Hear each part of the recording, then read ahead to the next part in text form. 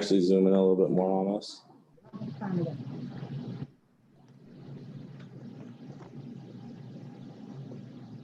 Oh, that's too much. Wow, that's a lot of rain. That's, we're gonna have to talk about. Well, this should like keep track of all who's on here, right? Okay, so we're live right now, and then I'm gonna start the recording, and then I will check to see if there's anybody else in the waiting room, Dr. Green. Thank you. I don't have anybody in the waiting room, Dr. Green. Okay. Somebody's going to be there in just a second. Hey, Mark, No can you worries. mute your computer?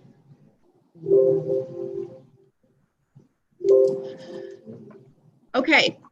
Thank you for coming this evening. I think we've had, Anthony, if you don't mind, I'm going to start. I think we've had 2 sessions so far on 8:31 and 9:10, and that the last session we pretty much focused on health insurance. And so I believe that we'll start today, but I wanted to start in the area of the supplement proposal, which we will not be responding to today, but we will get a response out here. But I thank you, Rodney, for coming.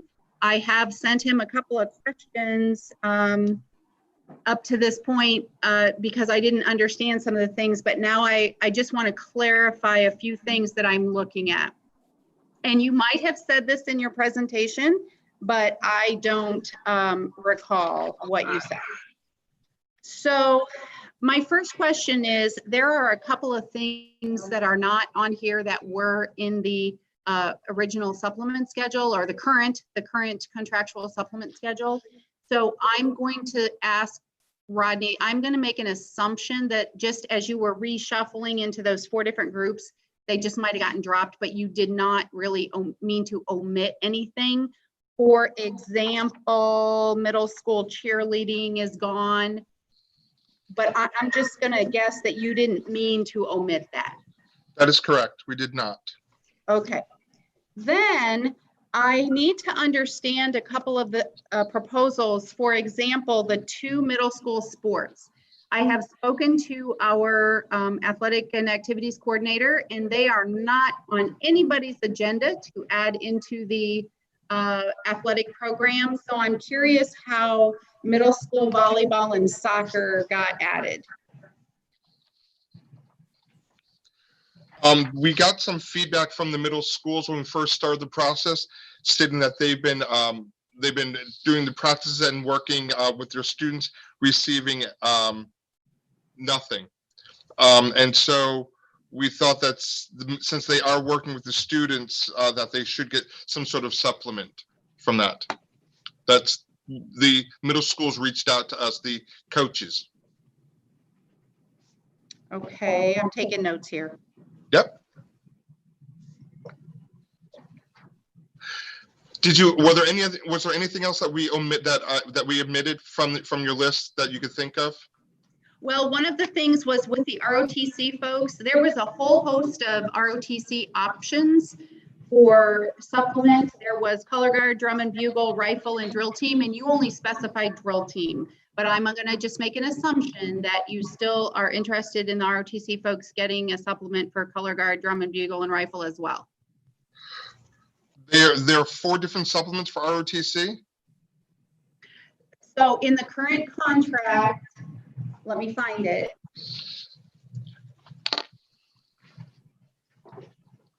I covered up my contract, sorry.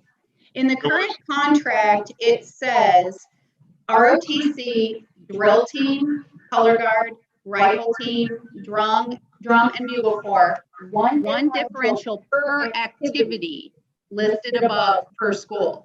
But when you transferred it over, it only ended up being drill team. I guess I'm kind of confused now too. So the color guard and are those? I'm just trying to see if I'm following along on this.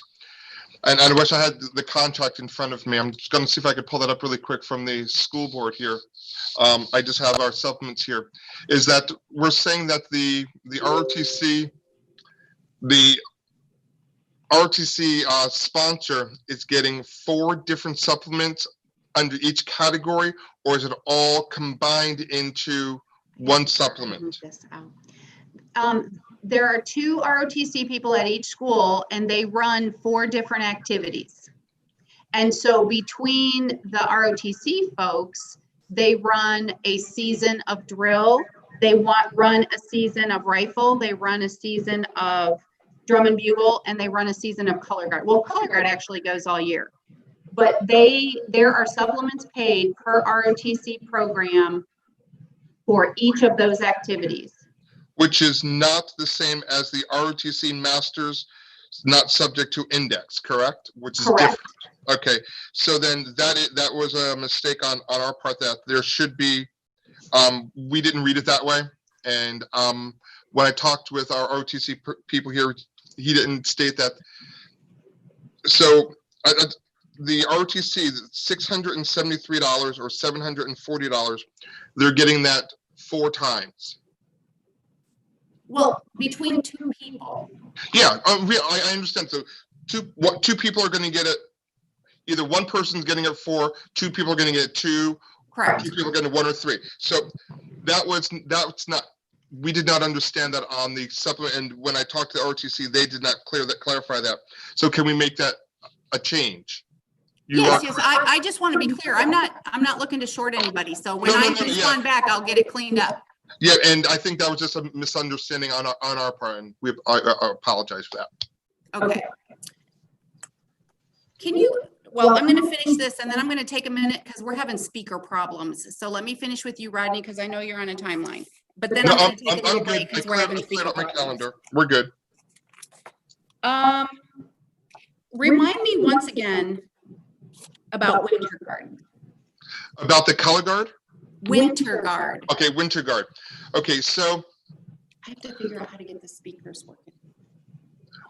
basically, Winter Guard is a group of students that come together that are not necessarily part of the band color guard. They could be, but they're not, where they compete separately from the marching band in competitions, and they're in the off season of marching band. So that's where we get the Winter Guard. Are they receiving anything now? Color guard. No, they're not. They were not. They were not receiving anything because that was. I'm just double checking here. I think that's the reason why we submitted that they get something, because they weren't receiving anything. A lot of times the booster clubs were helping out the band with color guard, I believe. Okay. So that's why we added that, so that those volunteers or those people working with the color guard received something, because it was additional to the marching band season. Okay. Kyle, I'm getting note that your public YouTube channel is not streaming. I will look, but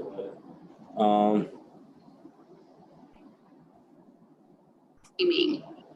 I'm watching it right now on YouTube, Dr. Green. But, Okay. Dr. Green, can I ask? I can give you a link, Dr. Green. You want me to email it to you?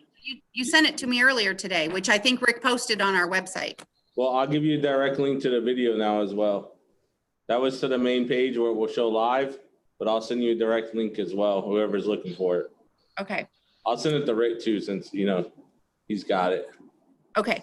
Rodney. Yes, ma'am. Speech and debate at the high school and middle school. Yes. We got it. In the previous contract, it was called forensics. Correct. Same thing. It's just a name change. It's just a name change. It's more accurate to what it is, because some principals were getting confused with forensics, giving it to the science teachers for forensic science. Okay. We're gonna have science because they're not Can getting you that. tell me about the name change for the science. I know that you talked a lot about the science fair at the elementary level. In our computer now, we have, I'm sorry, in our, not computer, in our contract now, we have the regional science fair coordinator. But you added something, science and engineering fair committee member. Dr. Green, I think Melissa can answer that question. Yeah, I don't know that one. Okay, thank you. So at the elementary level, the science fair has been renamed as of last year to the Science and Engineering Fair. And the science fair contact was renamed the Science and Engineering Fair Committee Contact. Got it. That helps.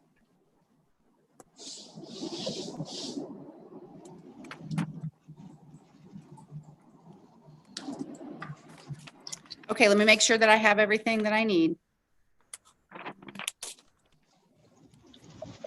And I think, hang on.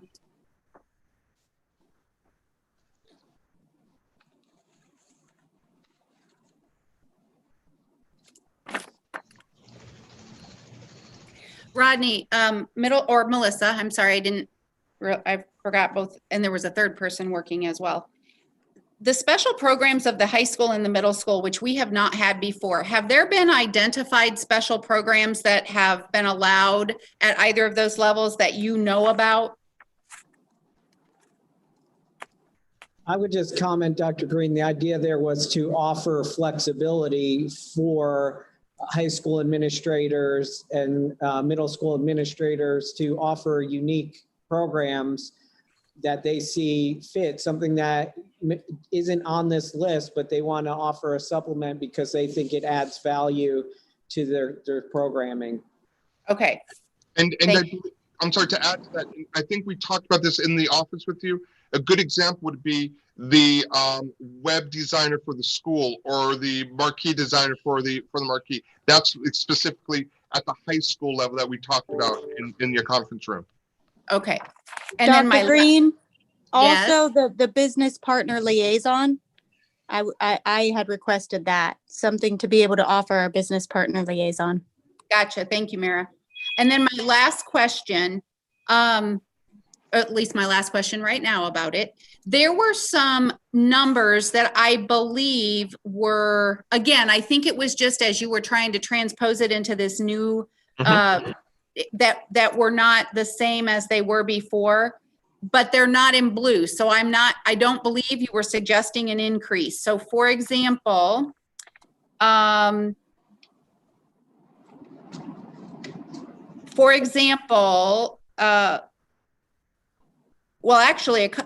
So for example, JV head baseball currently get $15.72 and $19.65, but you listed $29.18, which would actually make them higher paid than head baseball varsity. So I think you just pulled those from like the column above or below. You don't have it in blue. It's just an error. It's just different than what's currently in the contract. And it actually would make the head JV baseball coach make more than the varsity baseball coach. So I think it's just an error. Yeah, on my sheet, I have the softball JV as 1541 and 1926. That's what I just printed it out today. I'm sorry? Oh, baseball. I'm so sorry. Yeah, I think that was just a baseball. I think that may be an error from when we revisited what we were going to put across as an offer because of COVID. Yeah. We revisited the amounts that we were going to ask for, and we made that's probably an error on our behalf, Dr. Green. Okay, so then in the other way, cheerleading sponsor for fall and winter, you shortchanged them in the second column, and I'm assuming that was an error, and you want them to still make 1637 and not 1404. Yes. Yes. Okay, I just want to check. So those are my questions. I'm done with supplements, and we will have a response for you next session.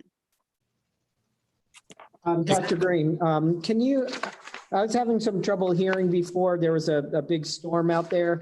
What was your question about ROTC? So in the current contract, in the supplement schedule, under ROTC, there's a whole list of activities. There is drill team, color guard, rifle team, drum and bugle. Yeah. And then in parentheses, it says 1 differential per activity listed above. But when you transposed it over, it just said drill team. Yeah. All right. That was a mistake. Yes. Okay. Okay. And then one more thing, Kyle, you could speak on that. You know what you're talking about. So if you go look at the one for science and engineering fair, Dr. Green, Yes. I think we originally were trying to get something for these people. That's why we had the 358 amount, but our 350 amount, but it's come to our attention that some of these people are already receiving a $450 supplement. Yes. So if we could we know raise that. that, okay, if we could raise that to 458. whenever it comes across, we'll deal with it then, because we didn't realize that was already happening, and we just want to make it equitable and that So nobody's losing there's a money. lot of things that were on your list that is already happening. And so we're going to look at that and try and counter with, some reasonableness. Keep in mind what I mentioned last time, that supplement schedule costs $3.9 million currently. We know. So, every time you look at money, you're taking it from areas like LAPS, which then again leaves less money for everything that we try and throw into LAPS. So we'll get a response back to you. I don't want to have the lapse conversation with you, Dr. Green. Okay. However, I think we all would just say some of these things are already being paid, like you said. So we'll just wait to see what you have. And just for people listening at home, some of these things are clearly being paid, like a bowling coach and stuff like that. And they've just not been on the list. So we need to add them to the list because we all know we're paying these people. So just to be clear, because I don't want to talk about this one now because we're not ready with our proposal, but the bowling coaches are being paid, but the money is being provided to us by the community by the bowling community. So we are not paying the bowling coaches. We're the pass-through.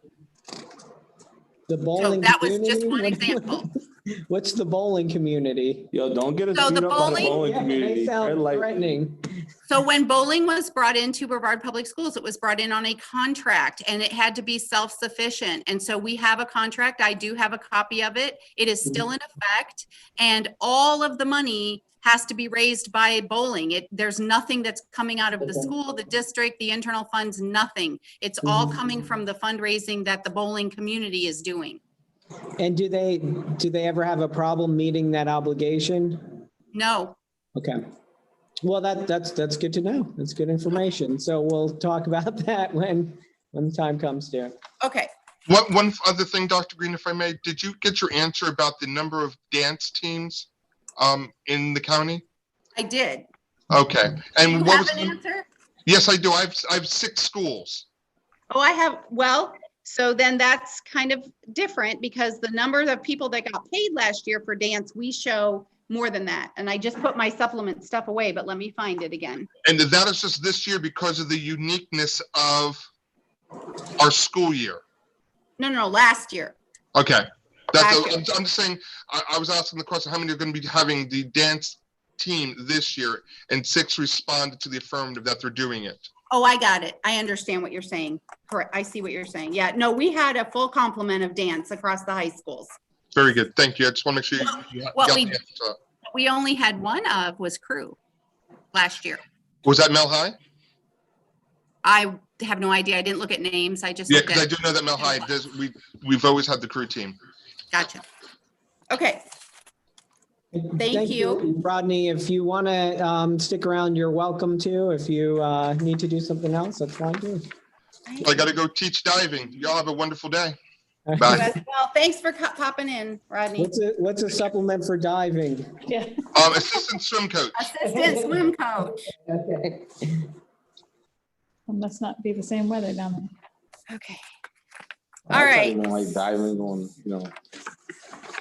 So Anthony, I don't remember how we did this last time. Do you want me to put the language up or do you want me to talk about it? I prefer you put it up. And then send over whatever you have to. Send it over after you put it up, so we have a hard copy, because we're missing some hard copies. Okay.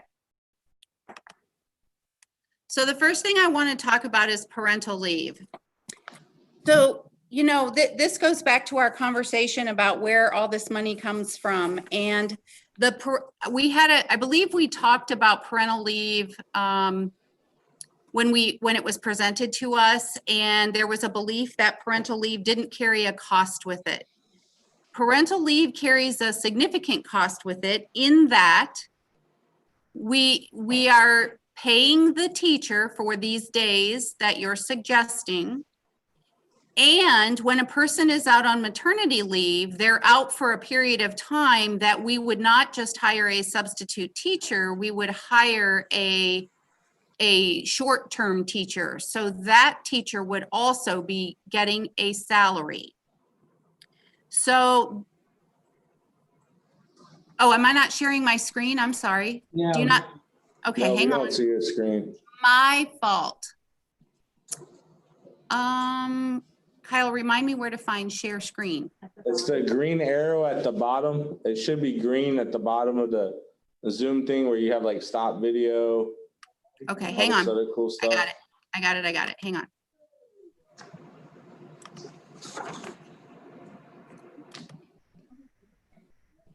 My fault.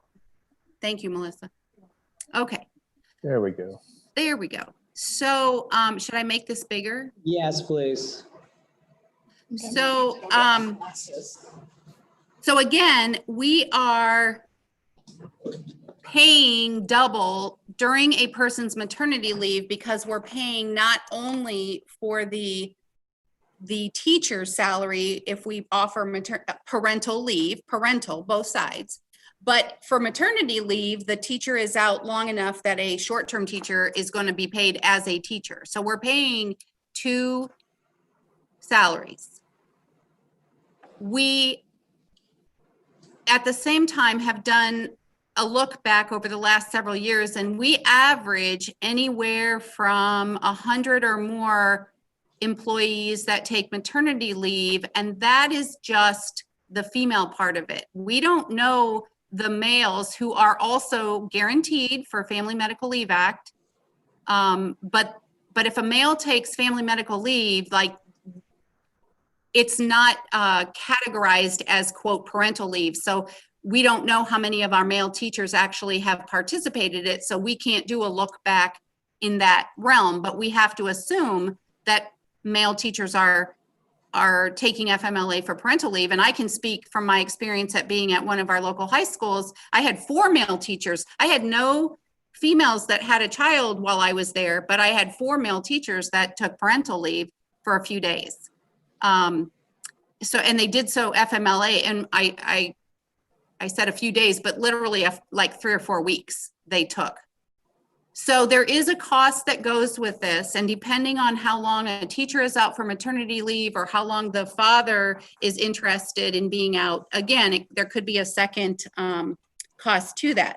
So at 10 days, we were looking at approximately, when you talk about the two, you know, the cost of the teacher and the cost of the sub, which is a teacher cost because it's maternity leave, we know it's going to go longer than 10 days. It was about $370,000 for that, to offer 10 days for just the, you know, the teacher group. So we, you know, again, that money comes from somewhere. I remember, you know, we went through all these budget cuts in the spring, and, you know, from those budget cuts, we've already used money that was going into our insurance fund, and you know, every time we add something else, it's coming from the bottom line. And I know you said you don't want to talk about lapse now, but that's where it's coming from.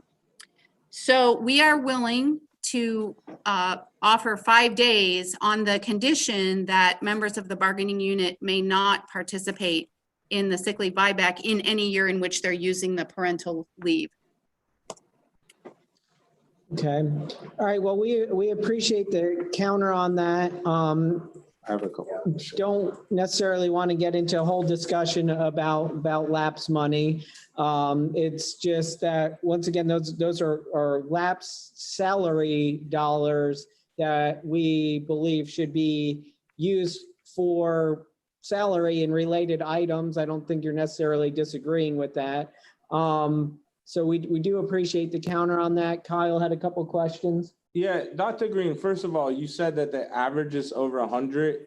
Do you have the exact numbers? Because that doesn't that doesn't correlate with my understanding of how many teachers that have been out over the past 2 to 3 years on maternity leave. So I'll just tell you, this year, we already have 45 and we're only in September. Last year, I don't have them in front of me. I can get them for after our caucus. I'll look and find them. Last year, I think we were at like 136. The year before that was a lower year, but 17-18 was a higher year. So again, and that's only for the maternity leave, because we have no way to calculate the men who take FMLA for parenting leave. And those are teachers or total employees? Those are total employees, but by averages, 60% of our employees are teachers. So yeah, so, and I understand that, but if you're saying on average 100 employees, 60%, that's only 60 teachers.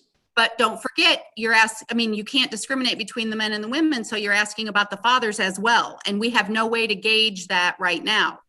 Okay, and then my second question would be, and the reason, just so everybody knows, that first of all, we would love to go with 6 to 8 weeks based on a doctor recommendation, but we didn't feel like that was responsible because of COVID.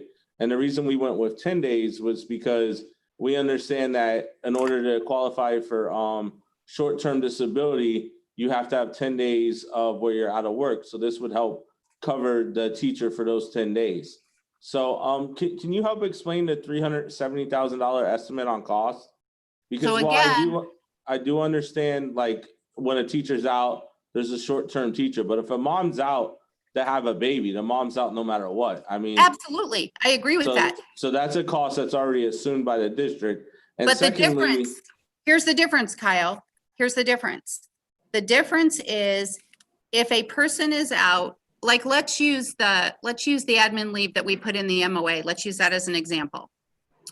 We're not hiring a teacher to replace someone who's out right now where we've given them 5 days of admin time. They can use 5 days of comp time. Like, we're not hiring a teacher getting teacher pay for those employees. When a person goes out on maternity leave, they're out. We understand that. And they're not, it's just not a sub cost. It is a teacher cost, because a teacher salary cost, because you have to give a short-term contract for teachers that are going to be in the classroom longer than I don't know, I think 20 days in Florida. My old district was 16 days, but I think it's 20 in Florida.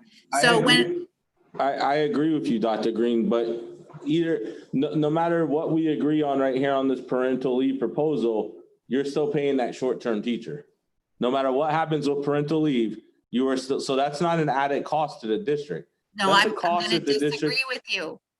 I mean, I don't understand that. And Dr. Green, the other thing too, I think it's important for us to have specific numbers here, because if you're saying that's total numbers, and we know what we said, 60% represents teachers for the people in the bargaining unit. So we're not, I would like to know how many specifically we had to hire a short term for, because I also know there's some cases where we don't, schools don't actually hire a short term. They might put a short term substitute in there, which costs much less than a short term teacher. So it would be important to differentiate between the times that a school hires a sub versus a short term actual teacher, because there's a cost difference there. There's also important for us to look at when the teacher goes out on leave, because if the teacher goes out on leave in May, because they have the baby in May, the cost is going to be less than, say, if they have the baby in February. So these are all things that I think need to be looked at specifically before, we really decide on a number of days. And like Kyle said, we picked 10 days to bring a reasonable offer to the table.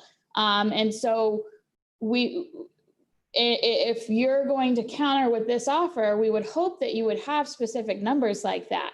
We have numbers that we can get, but we do not calculate FMLA by the type of leave a person is taking. We certainly can find out how many short-term contracts we had last year for teachers that were out. That's an easy thing to do. Well, teachers that were out on maternity leave, and also the difference between when a school hired a substitute teacher, which we know substitute teachers don't make a lot. So there is going to be an extreme cost difference between when a school hires a short-term substitute teacher and an actual short-term certified teacher.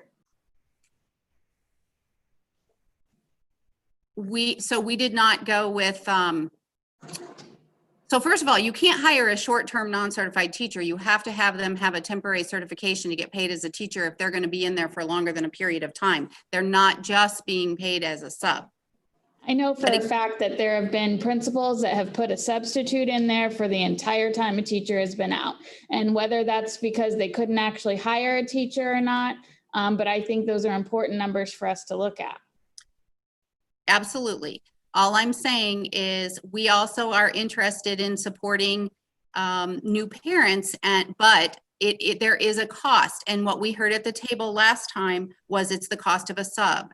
And that is not accurate. It's the cost of the salary. It's the cost of the second salary, because we know that when you're out for longer than 20 days and maternity leaves last longer than 20 days, there's additional cost than just sub cost. Dr. Green, if I could go back to what you were saying about the cost. I understand the cost of a sub for a dad, because that's not something you normally consider. So I understand that being a new cost. I guess I could understand where you're coming from. However, regardless of whatever we agree on paternal leave, the mother goes on maternity leave and the district already pays the short-term sub. Absolutely. So how is that an added cost? How is that an added cost to the district? That's where I'm very confused. Because it's providing days that the teacher doesn't have to use on their own. An accrued day is a cost. And we're giving those days away. That is a cost, as opposed to a teacher using a day that they have earned and using that day. Okay. That's where the cost comes in. So I think you agreed to me that there's no additional cost on the maternal leave side, because no, I don't agree with that at all. I just said I didn't agree with that. I would like to finish, Dr. Green. I think I can get us to agree. There's no extended cost on the maternal leave side because of a short-term teacher. You're saying the cost is because they're getting 10 free days of leave. That's part of what we're saying, yes. Are you also saying that this is a cost in short-term teachers as well?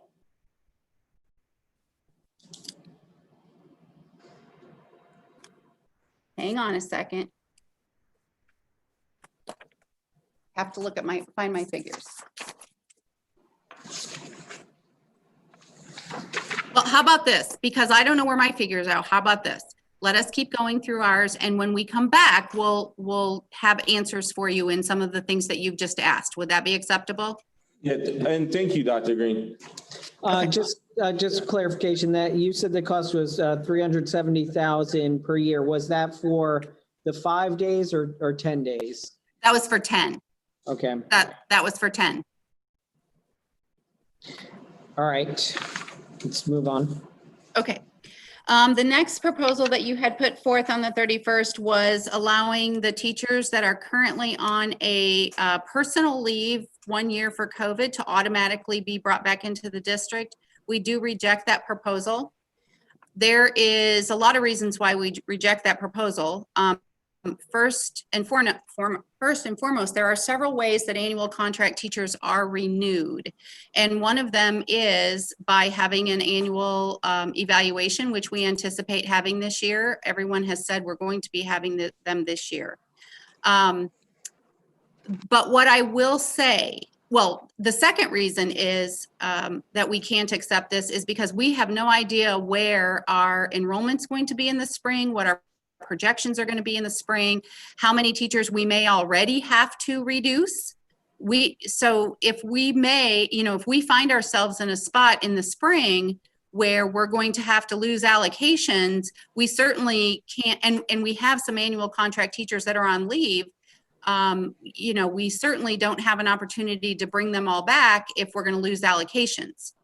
What we will remind you is that principals, have the opportunities to take those teachers who are encoded and provide a binder to them. And if a teacher is provided a binder, we work really hard to get them placed. That binder is a promise of employment. It's a legal promise of employment. And we do that currently with our teachers who are encoded at the end of each year, those teachers that principals want to bind. If there's no allocation, because remember, one of the ways that we non-renew a first-year teacher is if there's no allocation for them. So principals, may have the opportunity to provide a binder to a teacher that is on leave and would be encoded. A teacher would then have the opportunity to seek a job. The other thing is, remember, any encoded teacher who is reemployed by the district on or before September 30th doesn't see a break in service. So even if during the appointment time in the spring, if jobs aren't available, we all know as summer moves forward, teachers leave, they move, their spouses transfer and they follow them. And so we continue to pick up teachers up through way into the fall semester. But if any of our teachers that are currently on leave, any of our annual contract teachers who are currently on leave were to be bindered, or even not bindered and rehired on or before September 30th of next year, there's not a break in service. So it's September 16th right now, and we are still rehiring teachers off of the ENCODE list. And it doesn't, they haven't lost anything by being hired on or before September 30th. But we just don't have the ability to automatically reappoint anybody who's an AC teacher on leave for the whole year. So what is the purpose of allowing them to take a leave? I feel like you guys have misrepresented what a leave of absence is.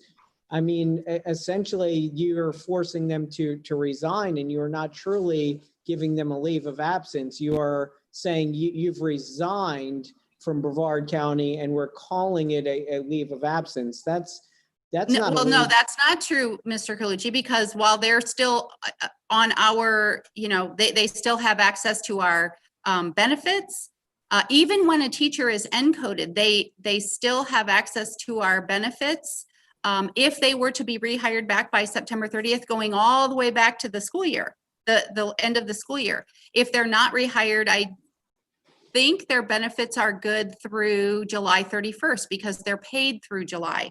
So this is no different than any other employee who takes a leave for a year for a reason. This year is not different in those. We've not given them any different information when they requested a leave.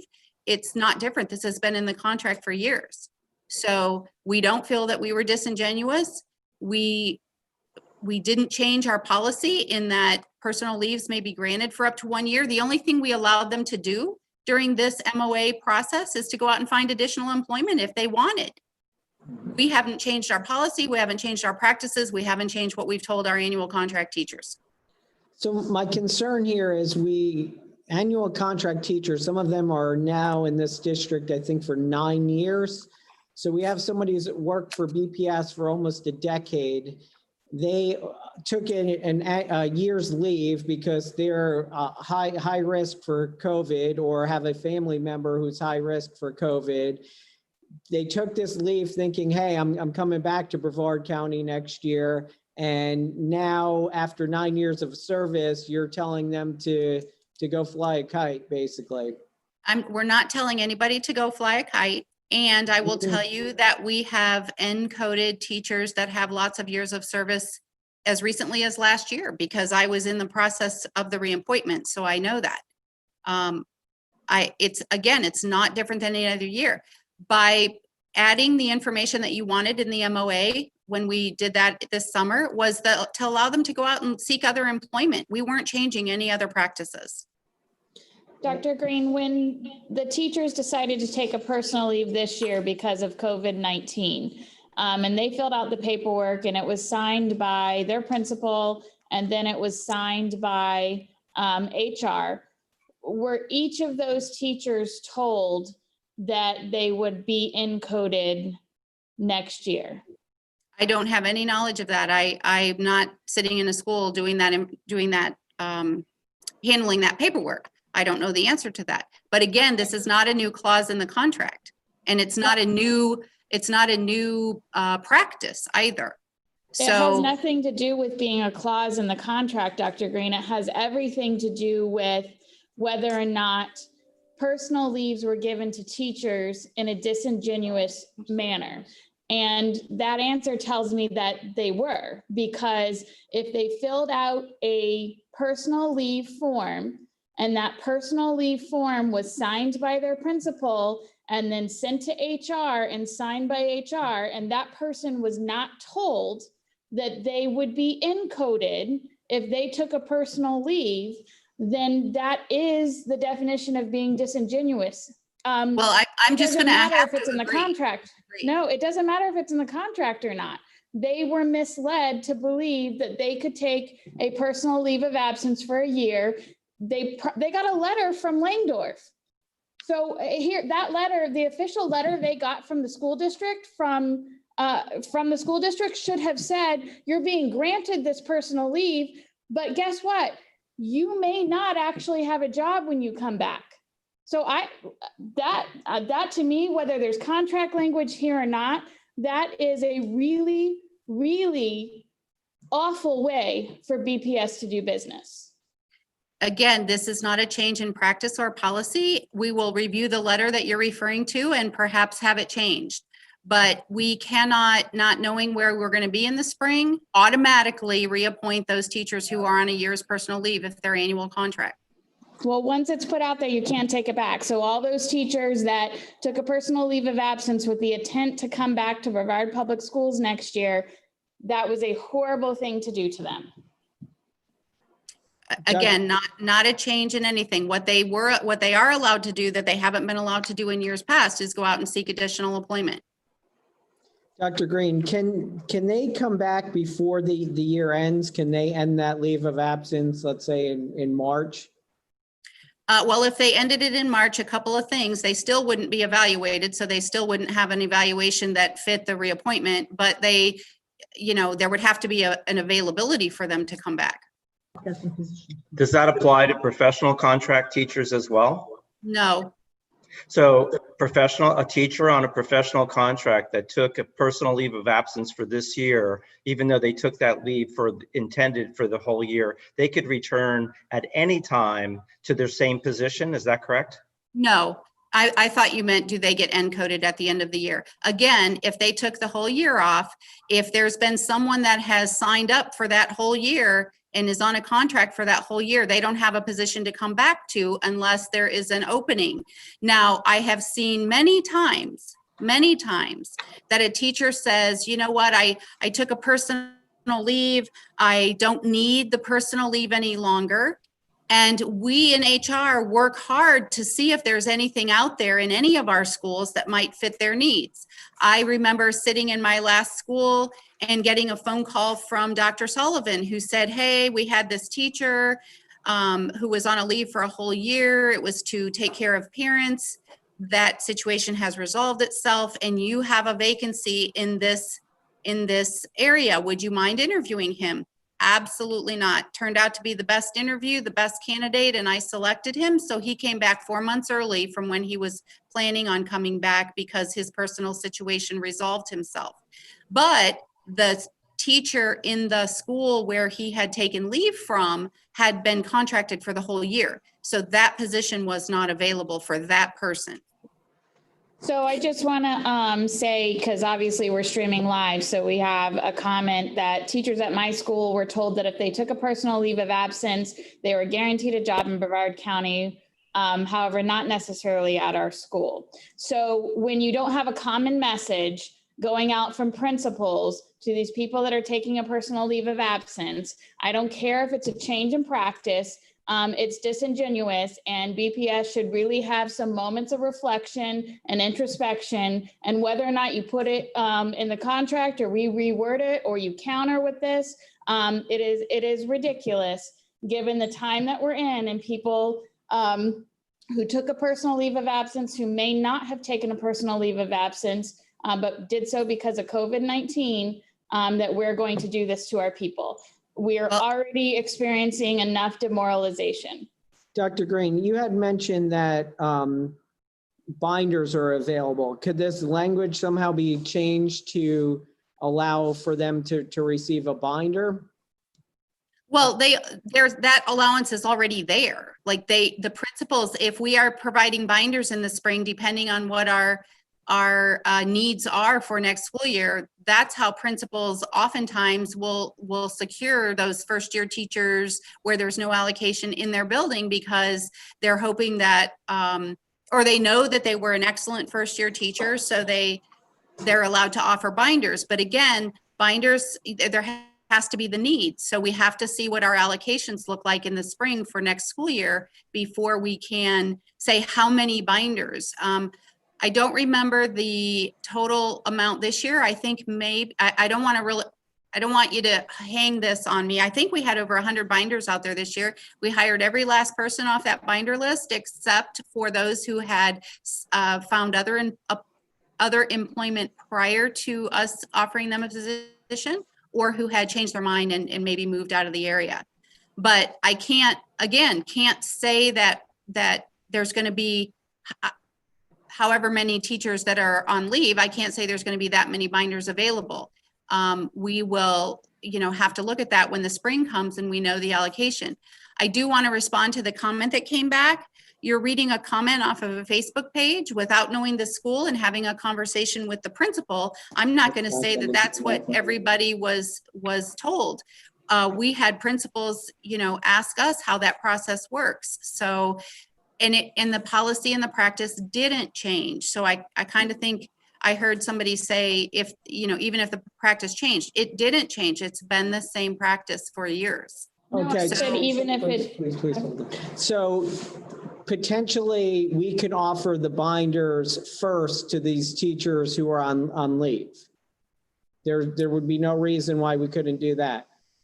A principal has the opportunity to offer a binder if the district is going to need people to come back. And the principal of the school would be the one to do that if we were going to do that. Well, but the district is the one who tells the principals how many binders to give, how many to provide. So it seems to me that at the very least, the fair thing to do would be, okay, if you're not going back to your school because there's not room, you've been a BPS employee for 9 years, you probably had outstanding evaluations, otherwise you wouldn't be here still. We should offer you the binder before we go and hire from outside the district. I would agree with you. Yes, I would agree with you. All right, Kyle, you had some questions? So I had two questions, Dr. Green. The one you just answered was about some type of program where maybe they could get the first right to a binder or something like that. But my second one was, so if I'm currently an annual contract teacher. If I'm on leave, if I'm on approved leave of absence, and in May or June, I try to come back, whatever the process is, and there's not a job available to me, am I eligible for unemployment benefits?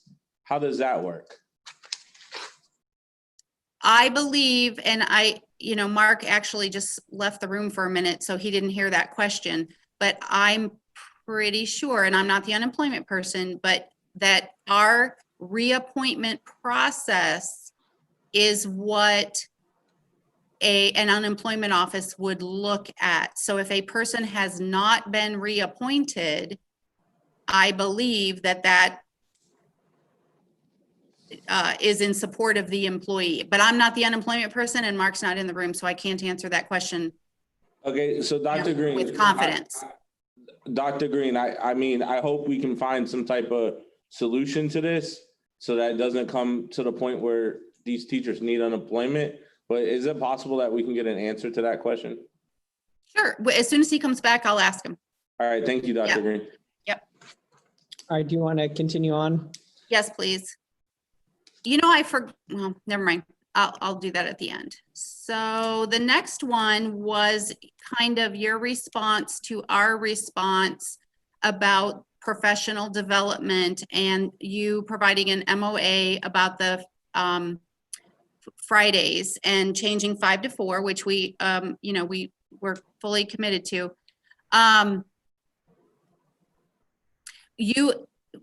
The whole concept we agree with. The only change to language is that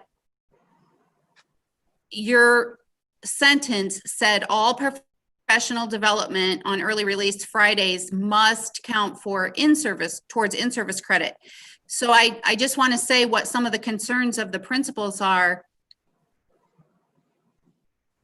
A lot of stuff counts for in-service credit, but teachers don't need it and aren't interested in it. So when you end with, if it doesn't count, the teachers aren't required to attend. What we put in there is that they have to have the opportunity to receive the in-service credit, whether or not they want the in-service credit. The professional development is important, and not everybody turns in their exit tickets at the end, so they don't get, like I look at the orientation materials, there are a lot of people that are, have licenses that are still going to be eligible when they're planning on retiring. They don't turn in their little ticket for 5 or 10 points, whatever they get. So not that, like, they can't get it unless they follow through with the exit requirements of whatever the professional development is. But we absolutely agree that the opportunity for the in-service credit has to be there, or it would be a meeting and they would not be required to attend. All right, I understand what you're saying. And just for folks that are listening, this would not be a permanent change in the contract. This would be for this school year only. And the reason why is because we had to do all that professional development up front, and there are requirements out there that our teachers need to meet. Many of them are going to be required to get the reading endorsement. So administrators are feeling like they need the extra time. Teachers may have lost out on the opportunity to get additional points last spring when the schools were essentially shut down. So just to be clear, because to folks listening, this would not be a permanent change in the contract. This would be this year only. So I totally understand what you're saying about the must provide. One thing though, Dr. Green, going back to our original proposal about early release, I still believe we need to cross out that one sentence, one early release Friday of each month may be used. Yes, I agree. Okay, so we could, all right. I agree with that. All right, and I'm just going to talk to the team about that. Did anybody have any questions about that on my team? I don't have any questions, but I remember when we were bargaining the MOA, we discussed the principals being thoughtful about when they scheduled the early release PD days, that it didn't coincide with when grades were due, so that teachers had that time to prepare for their grades in the next 9 weeks and all of that, because we didn't have those days in between. Correct. And in the MOA, which it was clarified that we actually put the calendar out of which Fridays to stay away from for the whole year. So even though the MOA only went through December, we actually put it out there for the end of the grading periods in the spring semester as well. Awesome. Can you share that document with me too, so I can look at that if I need to? Yes, it wasn't mine. It came out of professional learning and development, but I'll find it. Okay, thank you. Mm-hmm. So along the line of a 1-year fix, the next proposal that you put forth had to do with 32 hours of comp time, changing our utilization and our accrual from 24 to 32. So we liked your idea of let's try it for a year and see what that does. So if you see at the front of the proposal, I took your language, Mr. Colucci, and just copy and pasted it so that this would be an MOA solely about this year only. Okay. And that we said that we would allow up to 32 hours of unused comp time at the end of the 2021 school year, because remember, in the MOA, we allowed him to roll it over for this year. So at the end of this school year, for this 1 year only under this MOA, we would allow the rolling over of 32 hours from 2021 into 21-22. The change that we made about the utilization of 32 hours was, again, during the 2021 school year, 32 hours would be made available to the teacher, but the usage of it would still remain 24 hours during the normal school day. So there's early release Fridays and times that they could use it, but we would still request for 1 year only. They could have their 32 hours, they could use their 32 hours, but only 24 hours during the normal student day. So would you allow them to use the comp time in smaller chunks? I mean, I think that sometimes becomes an issue when you're trying to find a substitute for one period or one block. So you're saying they would be able to use it before the student day, before students arrive, after students leave campus, early release. Planning time. Their planning time. What about their planning time? Well, planning time, we can leave. agreed last year that all they do is sign out and come back. If we Yeah, remember. that's true. That's true. I guess if they. Well, it was supposed to be for quick, I mean, All right. Does anybody on the team have questions about this? All right. Oh, actually, hold on. Dr. Green, I had one question about this. So I think what your suggestion, and I just want to make sure we're communicating the same language. I think what your suggestion is they can use 32 hours, but only 24 of it could be through the normal student day. Yes. Okay, so like on an early release Friday, would all 8 hours of that come from the normal student day? I mean. No, early release Friday would just be a couple hours. Okay. But if they took the whole day, would that be 28 hours from the 24-hour student day? Or would they split it as far across as on Friday, like only about half of that's actually student day That's a time? really good question. I don't know the practice there. I'm going to have to reach out to a couple of my principals on the team when we caucus. Okay, yeah, I don't know it either, and that might be too hard to track, but it's just a thought. So Okay. thank you. Yes. Can we repeat that question, please? So If it's an early release Friday, is it going to be all, would they have to use like personal time for the 6 hours or less than 6? I think the kids are in school 5.5 hours and then comp time for the rest. As opposed to. Or if what he's saying is the 6 hours count for the 24 hours and the 2 hours count Right. for the 32. Correct. That's what you're asking? yeah, that's what I was thinking. Thank you.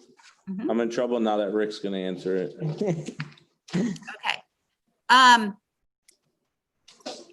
I think we agreed to this on August 31st, but we didn't actually Yes. sign Yeah.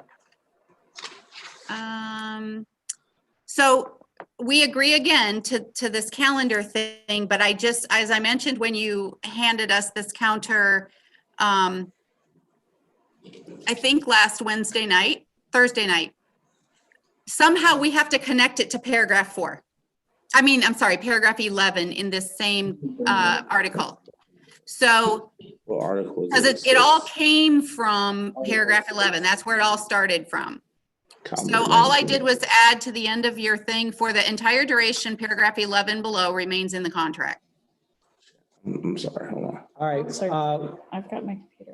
You don't happen to have that up, the contract up, Dr. Green, where we can look at that paragraph 11? I do you? can get it if you give me 1 second. Can you give me a second? I might have it. Yeah, we'll have a race so you could get it faster. Oh, okay, we'll have a race. Okay, here we go. Dang.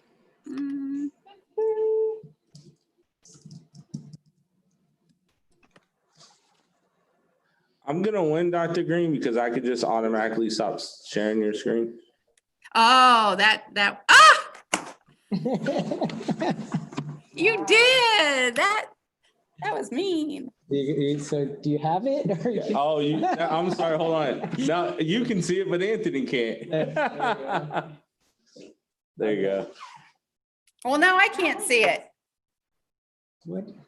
You didn't share your screen. He didn't really win, Dr. Green. You win. I'm giving it to you. So Well, we're thank looking- you. We're looking But I at a have- black, I have no control over my screen anymore, none. Do you see it or no? Hold no, on, we're do looking you at a see it? black screen with a white strip. Oh, that doesn't make sense. We saw it for a second, then it went away.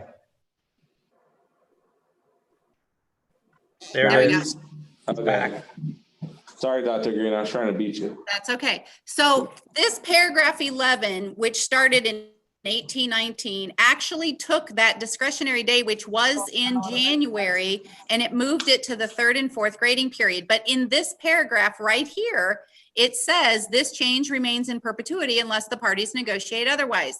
So what I'm trying to do is make paragraph 8 fit that.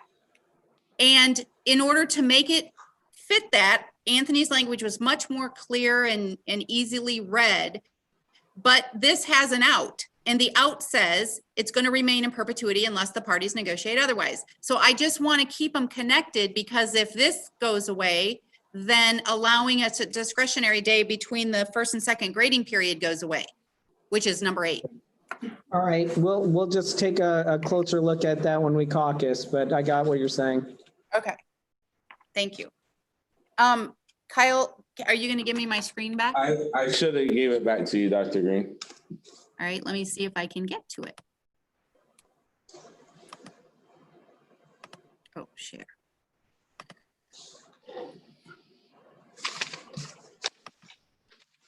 Okay, and our offer related to the SIAC recommendations and your counter about negotiating in May, we withdraw. We're withdrawing our original proposal, which was the SIAC language is brought into the contract for ratification. That being said, the last thing that we had on the table, if I have all of my information correct, Okay, is hold on. So you're withdrawing yours, but are you rejecting our proposal? Yes, Okay, because your proposal was based on ours. okay.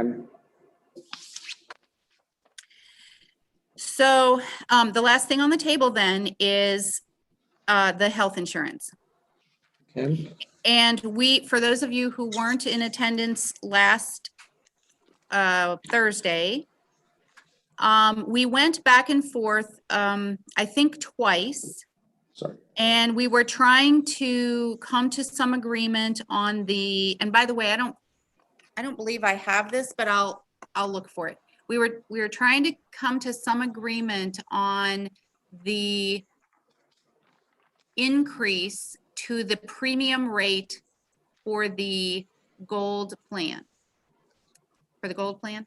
For the gold plan. The silver plan stays the same. And our original proposal was for the gold plan, the increase to the employee only plan was going to be $26.67 a month, right? The increase to the employee plus spouse plan was going to be $110.97 a month.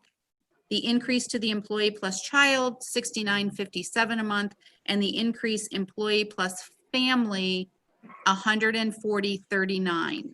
And using Aon's numbers of matriculation and who was going to stay on silver, who was going to go to gold, and then the increased employee or the increased premium cost, it was supposed to support the self-funded insurance plan by $1,715,958. You countered with, and then we went back and forth, and the last counter that you provided was, hang on. The last counter that you provided was an increase to the premiums on the gold plan of the employee only, $26, the employee plus spouse, $80, the employee plus child, $50, and the employee and family, $90. Do we have that correct? Yes.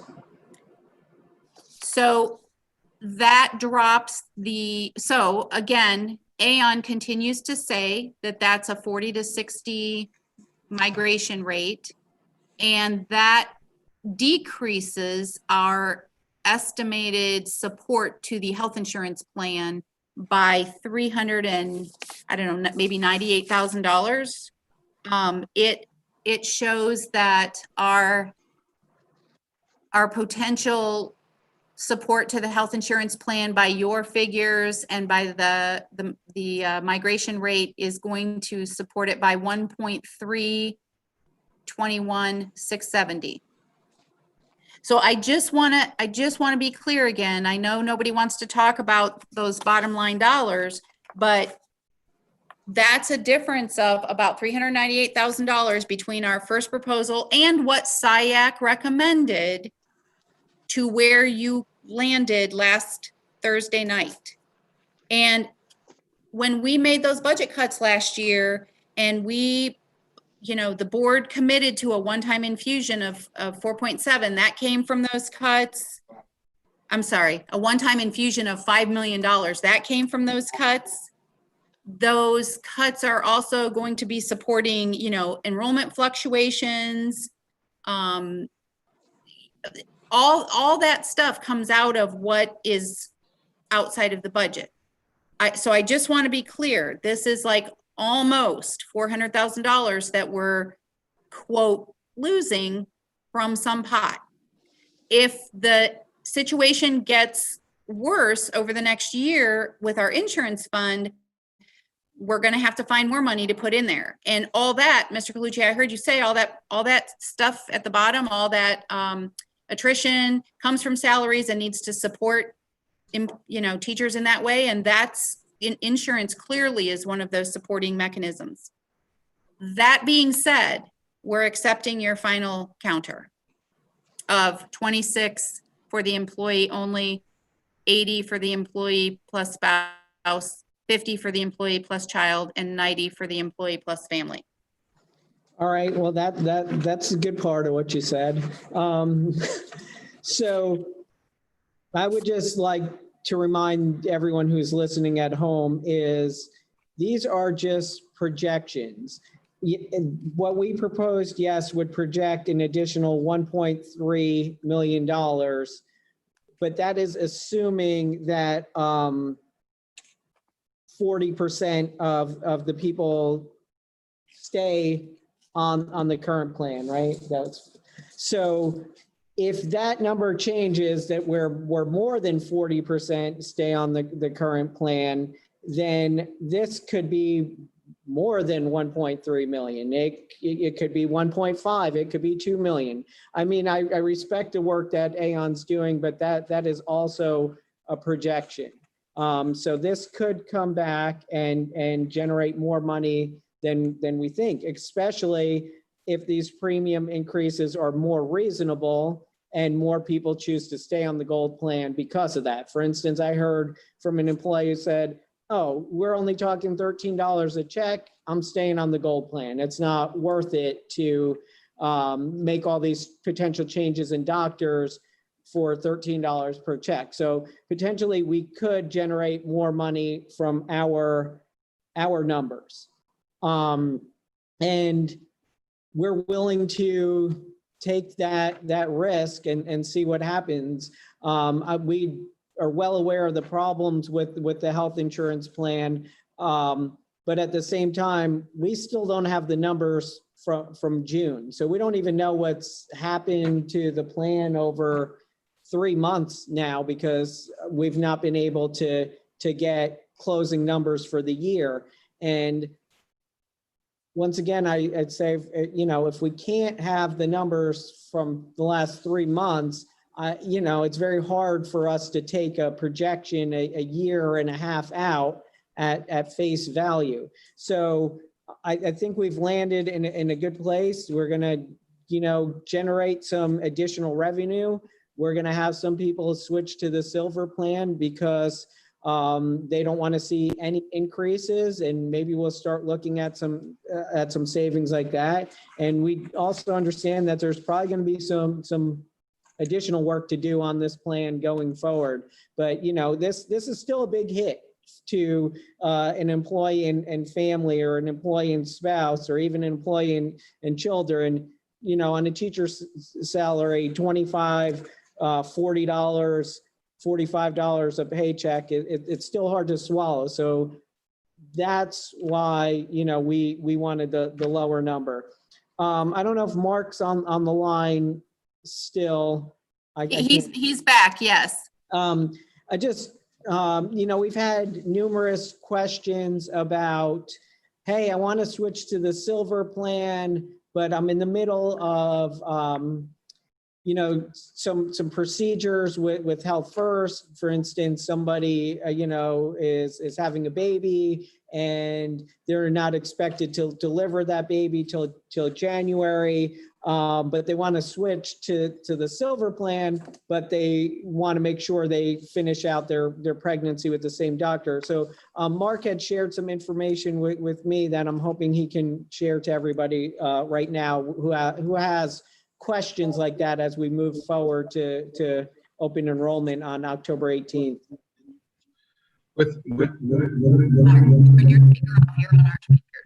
I always knew Mark was a villain, and now I just heard the voice. No, I'm just kidding.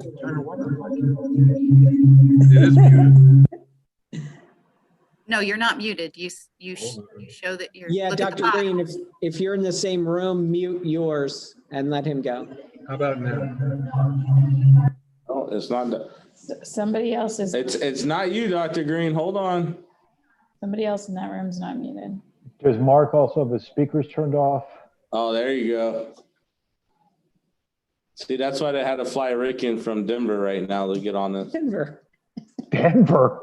I just picked the location, man.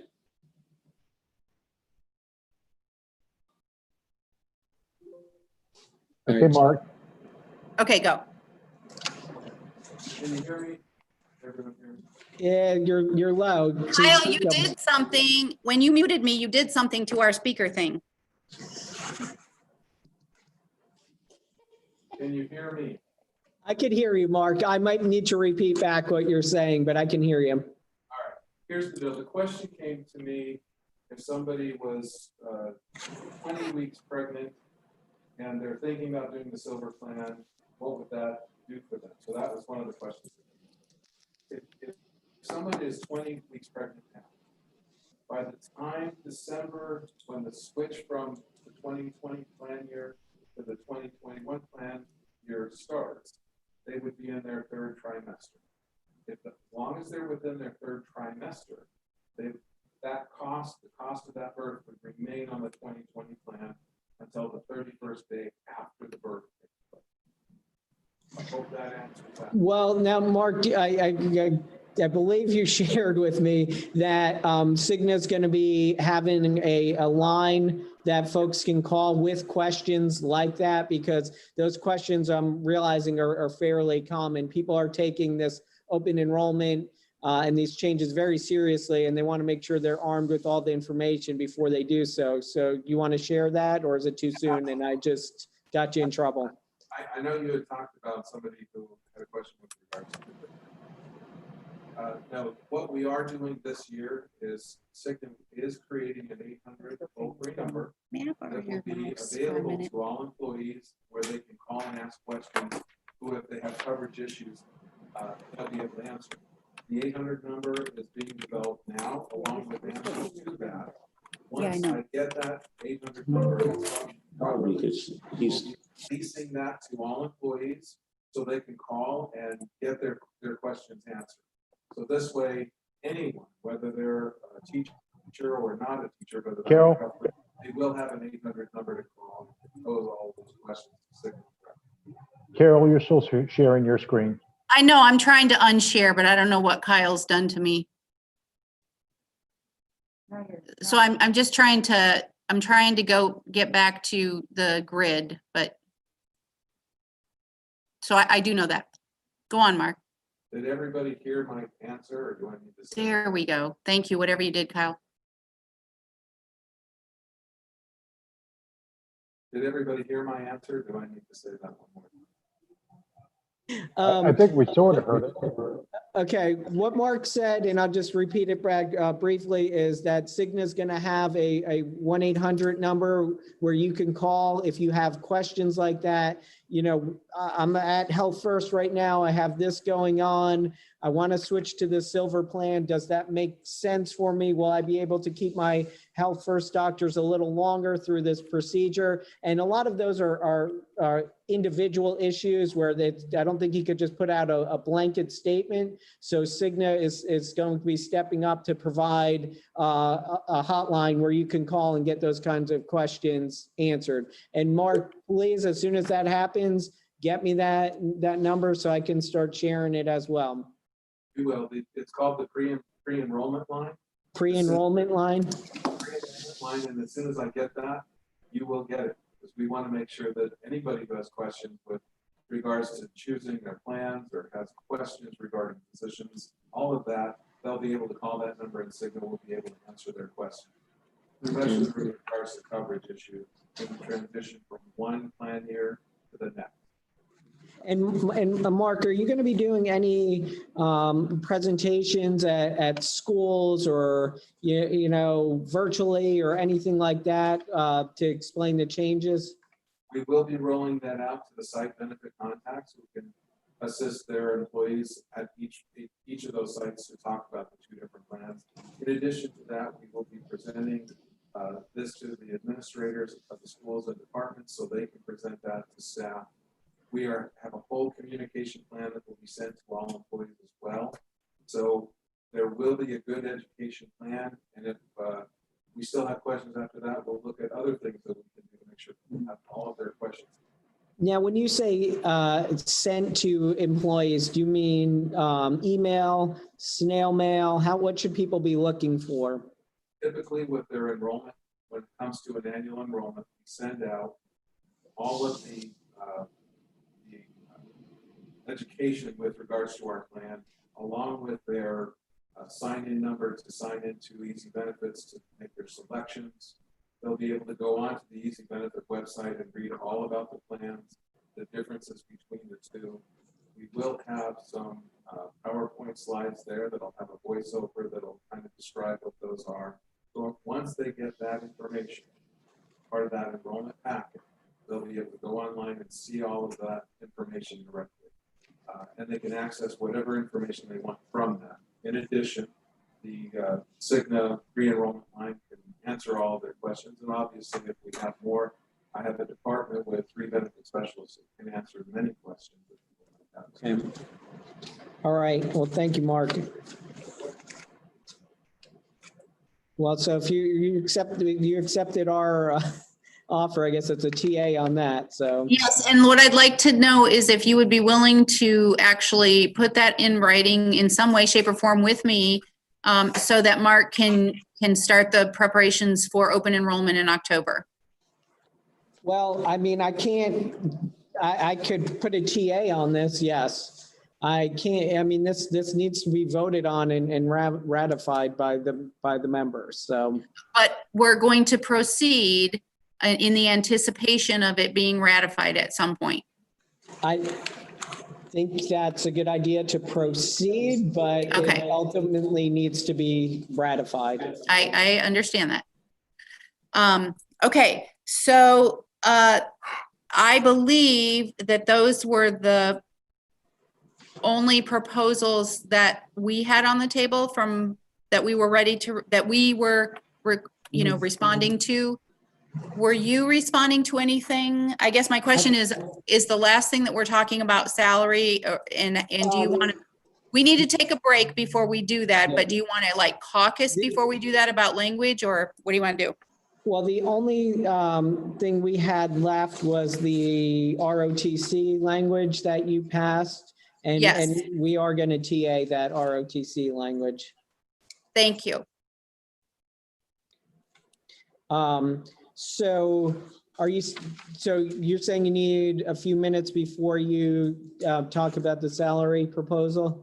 Yes, and so I'm asking, do you just want us to break for a few minutes, or do you want us to take some time to do you want to take some time for your team to caucus? I think we can take about, why don't we give it 30 minutes and we'll talk about some of these proposals and stretch and whatnot. Okay, thank you so much. So about 6 o'clock. Okay, Okay. 6 And o'clock. I'll text you. Thank you. Thank you. Do they need to go to a breakout room? I got it under control. Okay. I'm not gonna do a breakout room. I just realized I can just put them in the waiting room. Christine.